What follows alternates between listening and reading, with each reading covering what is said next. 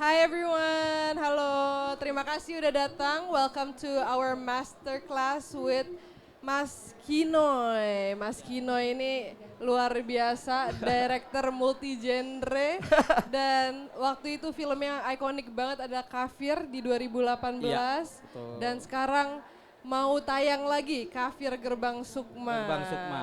Keren banget. Dan hari ini kita akan ngomongin shaping modern horror in a Horror. new era of fear. Yes. Oke. Pak Kino itu kalau aku lihat-lihat di IMDb ya, banyak-banyak genre filmnya tuh. Kalau sebelum 2018 tuh ada documentary, bukan documentary, apa sih namanya? Biopic. Biopic, Ada terus drama juga. drama komedi. Betul, kayak gitu. tapi setelah 2018 tuh banyaknya horor ya. Ya Setelah ini itu. sebenarnya banyak kan generasi sekarang taunya aku sutradara horor kayak gitu ya. Betul. Padahal dari film pertama itu drama, terus ya kayak tadi biopik gitu ya. Tapi memang semenjak Star Vision dan Mbak Upi kayak gitu mempercayain aku bikin film Kafir kayak gitu. Nah itu kan era horor dulu tuh nggak seperti sekarang. Betul. Horor tuh sangat dikecilkan lah kayak gitu. Dianggap film kelas C kayak gitu loh. Oke. Nah dengan ada project kayak gini itu kita pengen naikin kelasnya Oke. kayak gitu. Jadi saat itu kalau nggak salah 2018 ya. Iya betul. 2018 itu bersamaan juga dengan Pengabdi Setan, Sebelum Iblis Menjemput. Nah saat rilis Kafir ini menjadi tonggak sebenarnya, tonggak dari film horor Indonesia yang dimana semuanya jadi tertarik gitu loh. Betul, Jadi banyak yang bawa referensi film horor tuh Betul. screen capture dari Iya, Kafir ya. kayak gitu. Entah dari storytellingnya, Betul. dari Sinematografi, looknya, sinematografinya. ya. Karena memang waktu pas nggarap Kafir itu kita semua kita pikirkan gitu loh, bahwa dari sisi soundnya gimana, sinematografinya gimana, storytelling, karakter kayak gitu loh. Itu semua kita bangun, kita desain kayak gitu loh. Jadi sehingga saat itulah horor mulai rame. Dari yang tadinya mungkin di daerah ramenya, sekarang di kota-kota besar malah suka genre horor kayak gitu.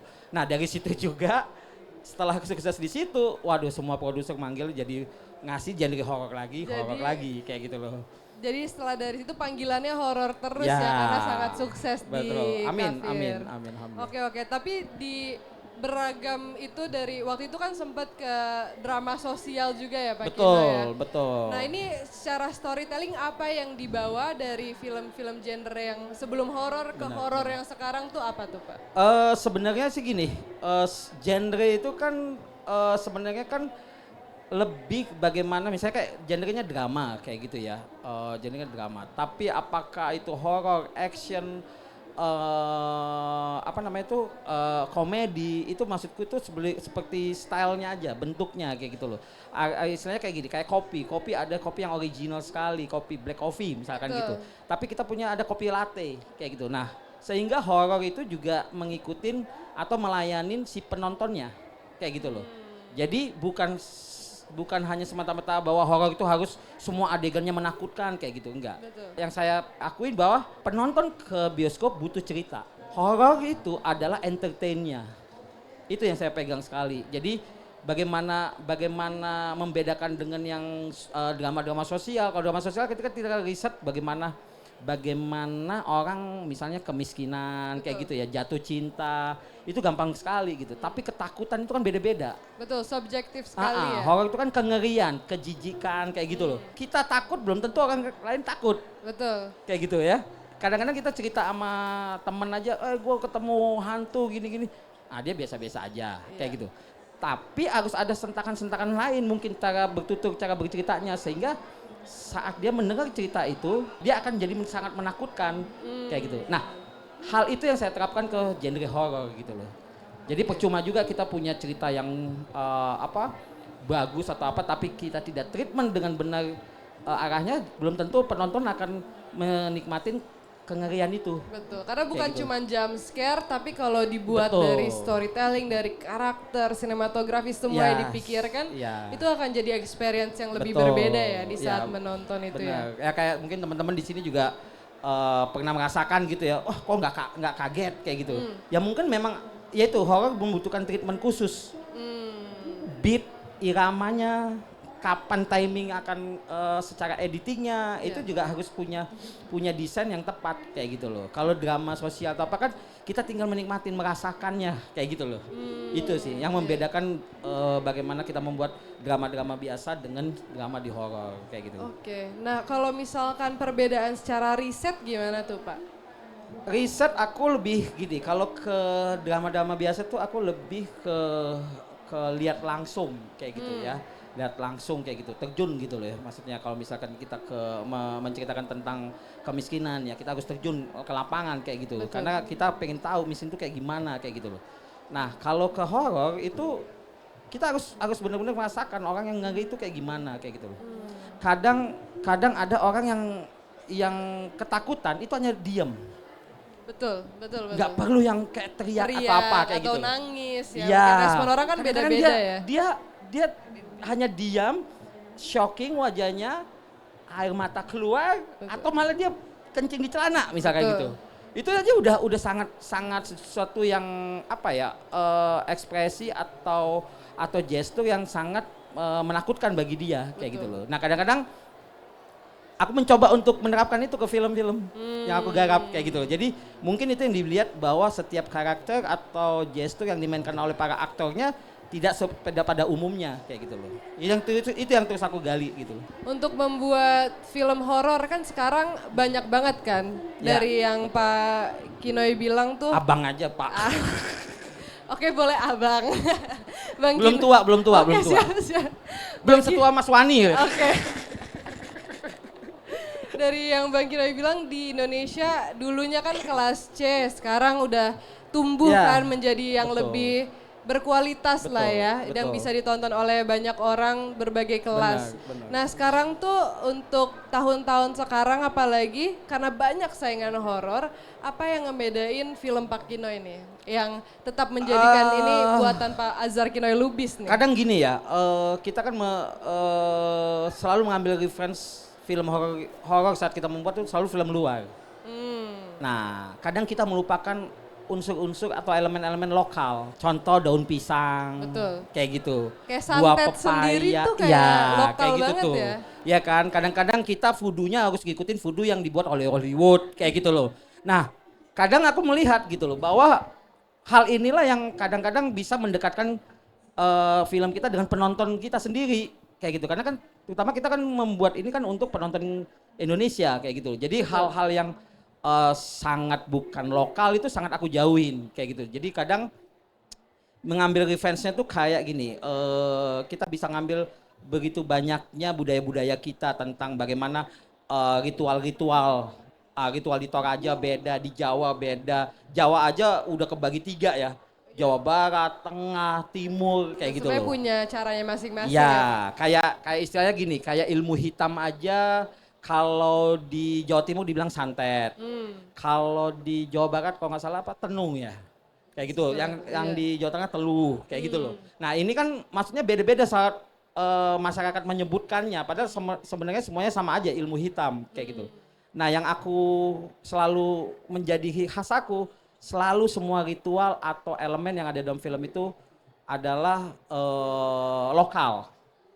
Terus kedua, bagaimana storytelling, cara bercerita dengan penonton dengan gambar dan penonton bisa nyampe mendapatkan itu pesannya kayak gitu. Itu yang selalu dan humanisnya.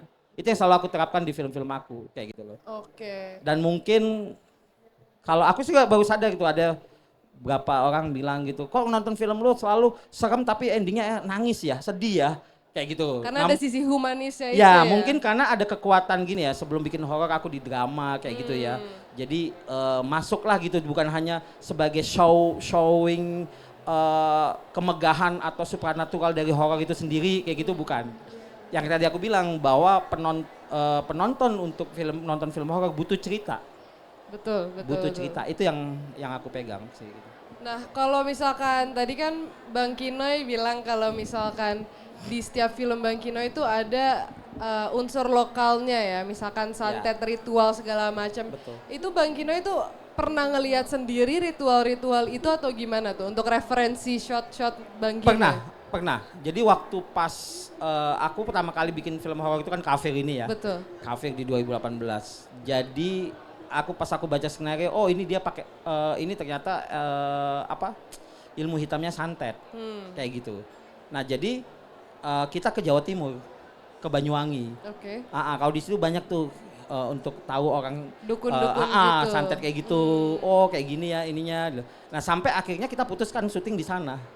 Oh. Kayak gitu. Jadi awalnya dulu izin ke Pak Riset Parwes gitu. untuk bawa syuting ke Banyuwangi itu ya karena itu kayak gitu loh. Wow, Jadi ada kedekatannya langsung juga. Di tempatnya belajar, lihat Betul. langsung dan syuting langsung di Iya situ. kayak gitu karena yang di highlight kan ada di dialognya dia walaupun bukan judul ya di Iya. dialognya kan ada kata santet kayak gitu loh. Bukan teluh atau tenung kayak gitu ya. Jadi ya kita harus membawa budaya dari Jawa Timur itu karena mereka lah yang menyebut itu santet kayak gitu. Oke. Gitu sih. Kalau perpindahan tone yang dari awalnya bukan horor ya, drama sosial yang lebih tone-nya realism gitu Yes, ya, yang ya, grounded, betul. sekarang ke horor terus kayak Bapak tahun ini udah berapa Pak film horor Pak? Kalau boleh tahu nih. Kayak udah 5 lebih ya kayaknya Pak Kino ini. Nah Iya, sampai iya, 5 sekarang lebih. 7 ya tahun ini yang Wah, luar udah biasa rilis sekali. 7. Laris banget ini direkturnya. nih. Amin. Nah, ke yang sekarang kayak yang supernatural tuh perbedaan tone itu apa sih Pak yang Bapak rasain bedanya saat proses syuting? Saat sebelum syuting, aku tuh selalu menganalisa dulu skenario ini. Ini cerita siapa di dalam dalam skenario itu? Tokohnya kenapa? Apa yang mengakibatkan dia itu? Nah dari hal itulah analisa itulah aku bawa ke mutunnya, looknya, bagaimana secara sinematografinya. Jadi kita bawa kedekatan itu kayak gitu. Misalkan contoh di kafe Gerbang Sukma ini kayak gitu ya. Aku pengen bercerita dari tokoh ibu. Kayak gitu. Jadi selalu semua perspektifnya ibu. POV-nya ibu. Setengah perjalanan itu berubah menjadi perspektifnya anak-anak. Betul. Nah, jadi sehingga sinematografinya akan ngikutin. Kayak gitu. Kalau di kafe yang dulu sama aku menerapkan kayak gini. Karakter utama saat di rumah, kamera tidak pernah keluar dari rumah. Wow.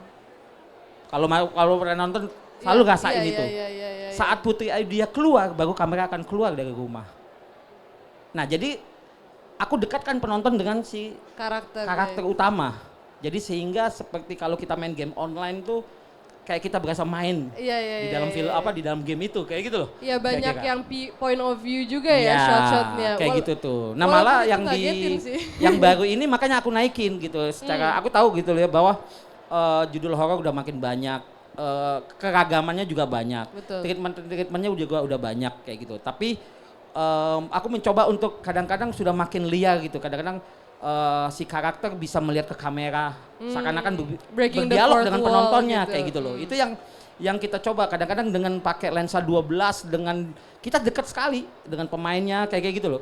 Karakternya itu juga sangat penonton akan berasa sangat dekat dengan si karakter. Itu yang aku coba untuk ini ya selama ini kan mungkin meng-capture kengerian itu dari jauh kayak gitu. Gitu. Tapi mencoba untuk yang kali ini kengerian ini apa yang dirasakan si karakter itu dirasakan oleh penonton juga. Wow, kalau itu semua Pak itu kan treatment ini tuh sudah dipikirkan dari pre-production atau dari pre-production, dari skenario udah jadi. Jadi saat aku baca skenario Gerbang Sukma ini cerita dari sudut pandang si Putri Ayudhya dengan si anak-anaknya. Nah, tapi ada titik tengah di mana perspektif itu berubah. Nah, itu yang kita sepakatin. Kayak gitu loh. Yang itu yang aku translate ke sinematografer, ke art director, ke sound kayak gitu loh. Nah, suara pun bisa menjadi perspektif si karakter juga. Betul, itu elemen yang cukup besar di karakter. Sangat cukup besar. Untuk di film horor itu sangat menarik untuk kita mainkan kayak gitu loh. Itu sih. Nah, kalau misalkan itu berarti Pak Kino itu gimana tuh prosesnya? Apakah buat shortlist bareng-bareng atau baca skrip langsung kebayang, cuma dikomunikasikan aja atau gimana tuh? Selalu saat aku bikin film tuh semua sudah terbayang film ini akan jadinya kayak gimana. Kayak gitu. Itu selalu setiap aku bikin film kayak gitu. Karena itu adalah patokan kita ya, pegangan kita istilahnya kayak gitu loh. Pegangan kita untuk apakah ini sudah benar seperti apa yang kita bayangkan apa belum kayak gitu loh. Karena kalau enggak kita kan buta gitu ya, mau bikin apa sih, mau nyampein apa kayak Apalagi gitu. direkturnya ya. Ya, kita mau bercerita apa sih ke penonton jadi bingung. Belum dengan sekian banyak kru. Kayak gitu, ini mau bikin apa sih sutradara kayak Iya, gitu kan. betul. Nah, jadi sehingga kayak di Kafir ini saat baca skenario itu aku mencoba untuk jadi pembaca dulu. Bukan sebagai filmmaker, pembaca Oke. dulu. Setiap aku bikin film selalu gitu. Ini cerita menarik nggak sih? Iya.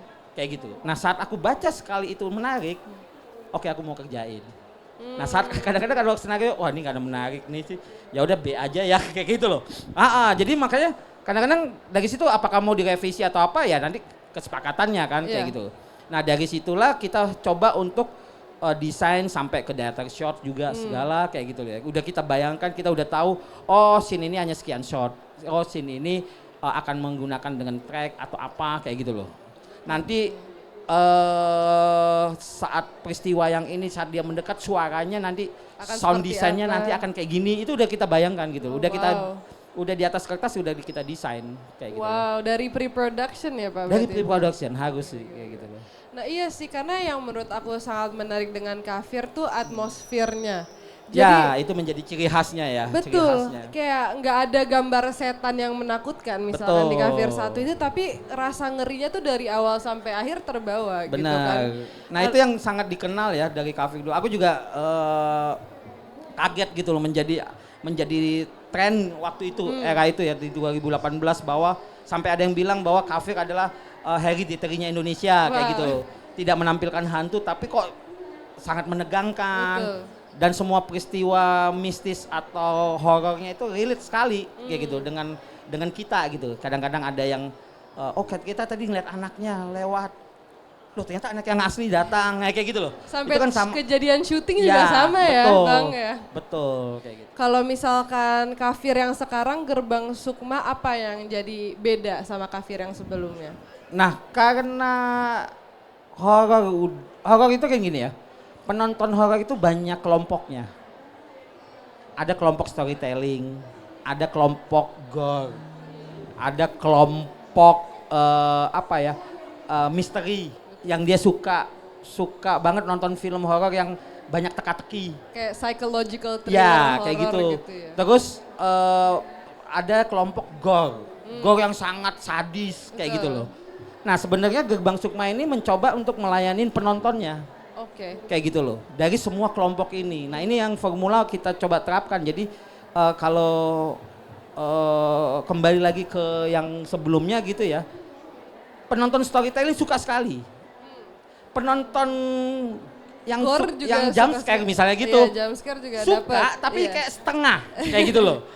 Nah mungkin yang kemarin setengah itu terobatin yang sekarang. Itu harapan Oke, kita kayak gitu loh. teman-teman. Jadi Oke. kita juga mencoba untuk goalnya adalah mengcapture semua kelompok penonton horor itu sendiri. Itu dia. Itu ya cara memanage audience yang beragam banget di Indonesia. Jadi semuanya dikasih nih, jadi semuanya dapat Pasti bagiannya. kayak gitu. Tapi dikasihnya kan dalam arti gini ya, bukan yang asal-asalan, Betul. bukan yang tanpa logika. Yang kalau kita membuat jump scare itu bukan yang logika yang sembarangan, tidak masuk akal kayak gitu loh. Jadi semuanya juga di titik yang ya tadi iramanya, beatnya, terus cuttingnya, peristiwanya itu benar-benar membuat kaget kayak gitu. Jump scare itu kan gitu, kayak kaget kayak betul, gitu ya. betul. Jadi bukan jump scare yang harus ujuk-ujuk harus ada hantunya atau apa kayak gitu loh. Iya. Itu sih. Betul. Kalau misalkan dari Kafir Gerbang Sukma ini ada tantangannya nggak buat Pak Kinoy? Tantangannya gini, ini lebih sekarang nih kalau dibilang secara story-nya tuh lebih lebar, karakter lebih banyak. Ada mereka akhirnya ke rumah keluarga orang tuanya ibu kayak gitu ya, Betul. ke rumah kakek nenek kayak gitu ya.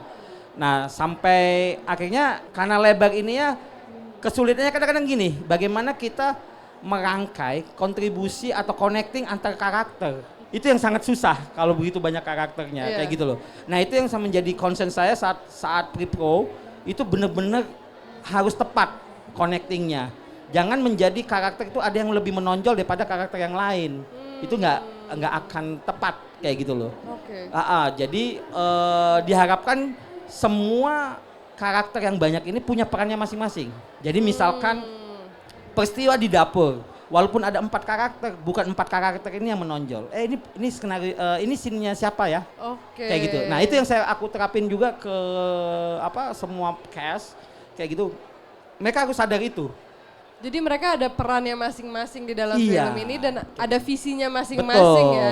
Nah kalau istilahnya kalau di ilmu komedi kan harus ada yang lempar bola, ada yang ini, ada yang ngegolin. Iya, Kayak iya, gitu. iya. Nah ini juga sama. Oh ada yang melempar bola ini sehingga dia ini akhirnya terciptalah jump scare. Betul. Terciptalah kengerian, terciptalah kejijian itu. Kayak gitu loh. Iya. Ah, Apalagi kafir perspektifnya selalu ganti-ganti kan. Betul. Jadi kayak dari POV ini kita ngikutin ibu kaget tiba-tiba ke Angga yang lagi apa gitu kan. Jadi apakah ini menyatu atau tidak gitu kan. Dari awal kan seperti sebuah teka-teki. Betul. Nah itu yang harus kita ya, yang harus kita jaga, kita kontrol gitu loh. Jadi dari yang tadi para cast ini tidak saling menonjol atau kayak kompetisi gitu, saat mereka memainkan dengan tepat porsinya, cerita akan mengalir. Betul. Cerita akan berjalan sendirinya dan penonton akan menikmatinya. Jadi sehingga gol-gol yang tadi harapannya ini jadi jump scare ini akan menjijikkan, itu akan kena ke penonton. Iya, Itu iya, sih. iya. Karena kalau semua mau syuting ngegolin, jadi siapa yang ngegocek kan jadinya gitu kan. Harus Ya, ada yang ngegocek betul. juga. Istilahnya teori kasarnya kayak gitu ya. Iya. Kayak kita juga mau mendesain bola kan juga sama kayak Betul, gitu kan. betul. Tidak semuanya gelandang jadi penyerang. Tidak semuanya back jadi penyerang kayak gitu. Kalau Betul. enggak ya enggak gol-gol gitu kan. Iya. gitu. Itu sih. Oke, kalau misalkan dari Bang Kino ini, sekarang kan banyak banget film horor. Yes. Tahun ini aja buatnya 7, Pak. Nah ini tuh kira-kira kenapa sih? Apa sih yang mecik kebangkitan horor, film horor di Indonesia ya? Kebangkitannya ada gini, mungkin ya satu horor itu kan di lain story yang dijual adalah entertain ya, hiburan. Gitu. Orang kita kan mungkin suka banget ke bioskop pengen ditakut-takutin lah kayak gitu ya. Adrenalin lewat menonton yang sangat menakutkan tuh adrenalinnya naik kayak gitu loh. Betul. Seperti naik wahana ya gitu ya, kan. kayak Iya. wahana kayak gitu. Nah, kita coba kayak gitu loh bahwa setiap judul harus berbeda-beda, bukan hanya story-nya aja tapi dari setnya, terus dari look-nya kayak gitu loh. Pemain juga biar tidak menonton yang tadi dia di sana ditakutin pocong, yang di sini ditakutin kuntilanak, kayak gitu kan jadi hanya beda hantunya aja, Betul. beda judul kayak gitu Betul, lagi kan. Nah itu yang kita coba hindarin kayak gitu loh. Jadi kebangkitan horor itu maksudku tuh selama kita mengulik genre ini akan digemarin sih. Kayak gitu karena kalau kita lihat dari sejarahnya aja ya, dulu kan film horor aja tuh ada Frankenstein kayak gitu ya. Kan semua dari buku-buku sastra yang Betul. sangat mistis. Betul, kayak betul. gitu. Ada The Phantom of Opera kayak gitu Oh, kan. iya. Nah, itu kan semua dari buku sastra. Beralih semua pindah lagi ke Ya. suatu kejadian-kejadian supranatural Betul. kayak gitu ya. Terus sampai di era tahun berapa gitu muncul dari Asia Ring. Yang sangat natural, realis. Sangat realis sekali. Tapi Sangat sangat grounded menegangkan. ya, iya, iya. Nah kayak The Ring itu kan atmosferik juga. Kayak gitu loh. Nah selama kita menemukan inovasi-inovasi itu, menurutku sih horor akan tetap digemarin sih. Kayak gitu. Horor akan terus hidup ya. Iya, kecuali kita kalau jangan copy paste aja sih kayak Iya, gitu. iya, iya, Itu yang mungkin akan lama-lama akan dijauhin. Itu sih. Kalau misalkan Pak Kinoy punya tips-tips gak buat anak-anak yang mau terjun di dunia perfilman yang mungkin mau buat film horor tuh ada kesan dan pesan gitu dari Bang Kinoy? Sebenarnya gini, ya bukan aku mengguruin atau apa gitu ya, tapi menurutku jangan kejar dulu horornya, tapi base-nya dulu. Karena bagi aku horor, action, komedi butuh drama. Oke. Saat kita tidak pernah pegang bisa kuat di dalam drama, komedinya jadi komedi asik, horornya jadi horor-hororan, kayak gitu loh. Karena setiap peristiwa itu ada drama pasti. Ada sebab dan akibat, ada aksi dan reaksi. Kayak gitu loh. Kenapa takut? Pasti ada aksi. Dia akan bereaksi takut. Ini kayak kimia kan, kayak Betul, gitu loh. betul. Nah itu Reaction. yang harus dipegang. Mau nanti itu saat udah dikuasain, mau formula apa, mau action, mau horror, mau komedi, mau dokumenter, apapun itu akan akan berjalan dengan seiringnya kayak gitu. Ya kalau dibilang tadi, saya bilang aku, wah banyak sekali film horornya. Ya mungkin saat ini aku disuruh ngulik terus kayak gitu loh. Tapi bukan dalam arti next aku bikin drama, aku jadi nggak mau atau apa kayak gitu. Ya ngalir aja kayak gitu. Kebetulan begitu ya Betul, jalannya gitu kayak gitu lagi. loh. Besok horor ada semua. action, yang ngalir aja. Tapi yang penting drama ilmu drama atau secara sinematografinya udah dikuasain dulu. Cara Bang Kinoy untuk memperkuat dramanya tuh gimana nih? Mungkin untuk Nah, orang-orang ini yang harus bisa dibedain. Ini juga kadang-kadang terjadi gitu ya di luaran. Misalnya kita membuat film horor gitu loh. Film horor, harus ada dramanya. Ya nggak bisa juga drama yang metode atau formula drama yang kita bikin di drama, original drama kita pakai di horor itu secara mood dan rasanya. Ya kalau istilahnya gini, mungkin aku bilang kalau drama yang ada di horor itu adalah suspense. Yang harus dipegang 3. Kegelisahan, ketakutan, kengerian. Jangan semua, misalnya gini, adegan dramanya berjalan, tapi harus ada ketegangan, kegelisahan harus ada di salah satu karakter. Nggak bisa kita kayak bikin film-film drama biasanya yang semuanya tenang-tenang aja. Nah itu yang harus dipahamin gitu loh, bahwa drama di film horor harus tetap ada suspense-nya itu. Maksudnya kegelisahan aja sedikit aja itu udah menjadi sesuatu yang atmosferik menurutku. Luar biasa. Nah kalau luar kita biasa. tidak memiliki, kita tidak mengasih bumbu istilahnya gitu ya, kegelisahan itu ke karakter ini, atau dari kameranya, atau dari soundnya, ya dia menjadi drama biasa. Itu yang mungkin banyak penonton yang merasakan. Ya aku belajar juga dari penonton ya, maksudnya gitu ya. Maksudnya oke, saat ada kritik gini. Ya itu yang dibilang mungkin ini film horornya banyak dramanya gitu. Karena mereka lihat di dramanya fine-fine aja sih karakter, tidak pernah ada kegelisahan atau dia tidak clear di dalam emosinya kayak gitu loh. Sekarang kan kita ada beberapa klip-klip juga ya yang Bang Kinoy udah sediakan. Kira-kira Nah ini kita mau mulai dari mana nih? ini aku ada 3 film ya yang di Star Vision gitu ya. Pertama Kafir 1, terus Kafir Bersekutu dengan Setan, terus ada Puisi Cinta yang Membunuh. Yang kolaborasi dengan Mas Garin. Ya. Terus ada Kafir Gerbang Sukma.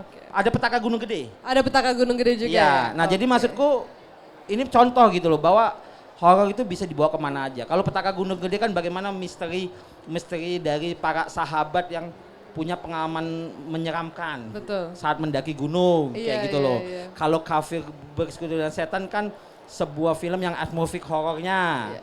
Kalau Puisi Cinta dimodernisasi bahwa dendam di dalam orang yang patah hati kayak gitu loh. Bagaimana dia menjadi sebuah thriller. Masing-masing iya, ya. kayak gitu loh. Kita mulai dari Puisi Cinta kali ya.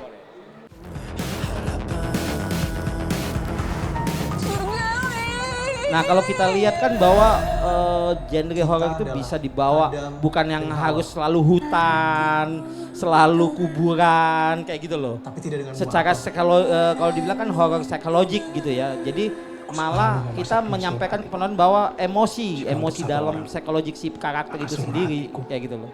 Rasanya tuh lebih sehari-hari ya, bukan yang di hutan-hutan. Mungkin yang orang Jakarta lebih relate kali ya. Mungkin untuk pertama mungkin memang tidak banyak orang akan menyukai langsung mengikat kayak gitu. Iya. Tapi kalau kita pancing dengan ini besok ada lagi mungkin akan lebih tepat kayak gitu loh. Iya.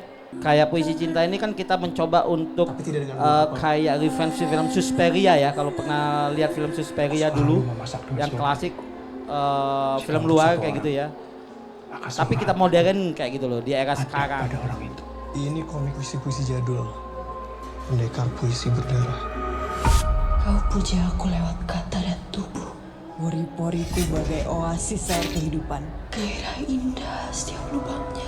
Kini puja kata kau buang. Pori-poriku menjadi luka-luka penuh darah.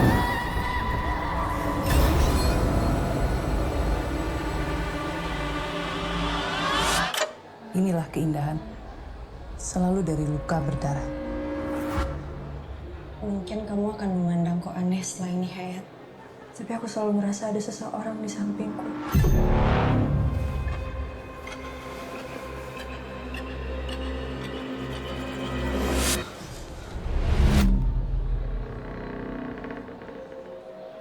Ayah main. kita tidak tempatkan dengan baik, bisa-bisa jiwa hitam Itu itu yang tadi yang kita menggunakan bilang jiwa lokal manusia ya. untuk merusak Kayak gitu loh. Jadi kehidupan. rasanya emang film Indonesia gitu.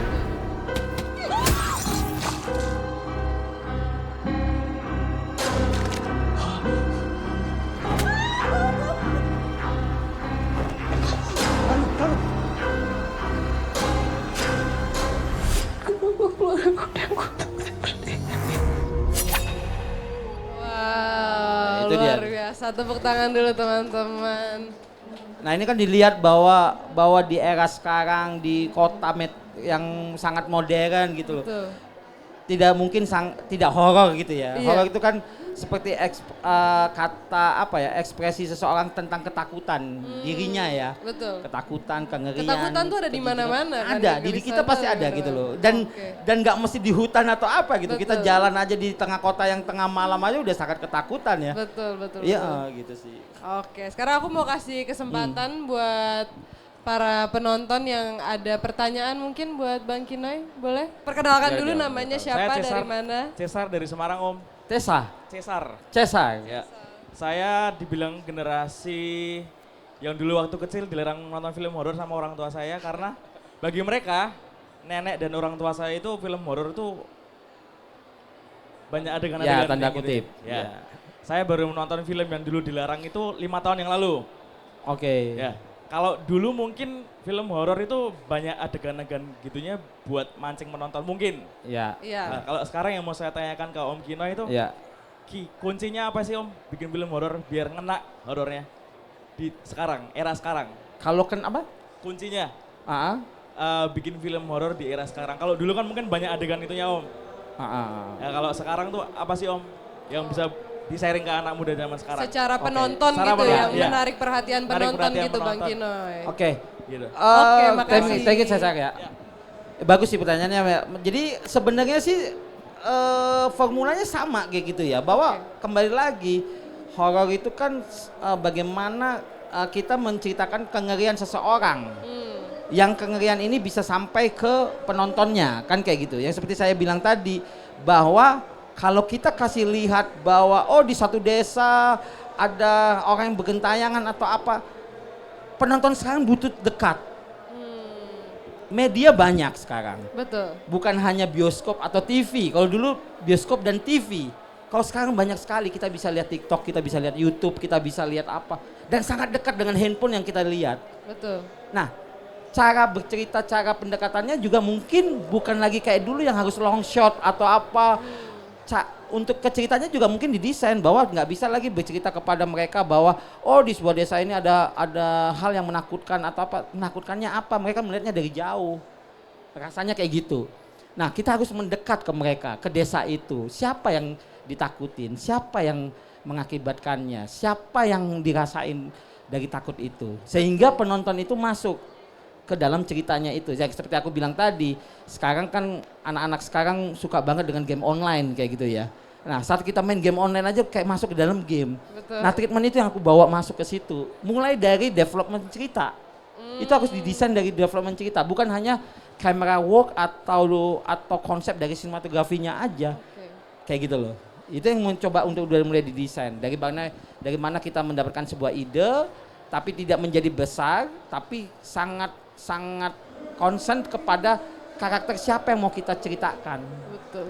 Karakter yang ketakutan atau yang membuat ketakutan. Oh, karena bisa ada Kayak gitu tuh. point of view itu juga Iya, ya.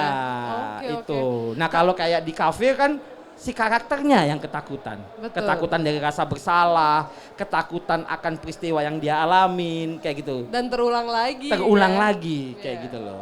Oke. Nah, mungkin bisa aja perspektifnya kita ambil dari yang membuat ketakutan itu, kan bisa, gitu. Iya. Nah, jangan dua-duanya digabung menjadi penonton kan bingung kita mau kemana Kita untuk dukung ngikutin yang dia. mana nih gitu Iya. ya. Itu yang aku bilang kalau itu sudah didesain dari develop ceritanya ya. Kayak gitu. Nanti itu akan menjadi proses yang berjalan dengan sendirinya saat menciptakan sinematografinya kayak gimana. Desain pengadeganannya kayak gimana. Seperti itu sih. Iya. Dan kayaknya kalau misalkan kita fokus ke point of view itu, kita penonton pun jadi lebih peduli ya. Betul. Dan Ya, lebih pengen mengikuti apa nih yang terjadi bener, dengan kayak yang tadi aku karakter ini bilang ya? bahwa bikin film horor yang sedikit karakter akan lebih gampang. Yang itu tadi connectingnya mau kemana ini semuanya? Siapa yang harus menjadi mainnya? Main karakter. Yang akan diikutin oleh si penontonnya. Nggak mungkin penonton akan ngikutin semua 10 karakter itu terus-terusan setiap scene-nya kan kayak gitu. Nah itu yang harus kita sadar juga bahwa penonton butuh tadi track yang untuk dia ikutin secara cerita sehingga ada sesuatu yang dia dapatkan dari tontonan itu. Jangan lupa nanti nonton filmnya Kafir Kafir Gerbang Gerbang Sukma. Sukma tanggal 29 Januari 2026. Oke, terima kasih semuanya.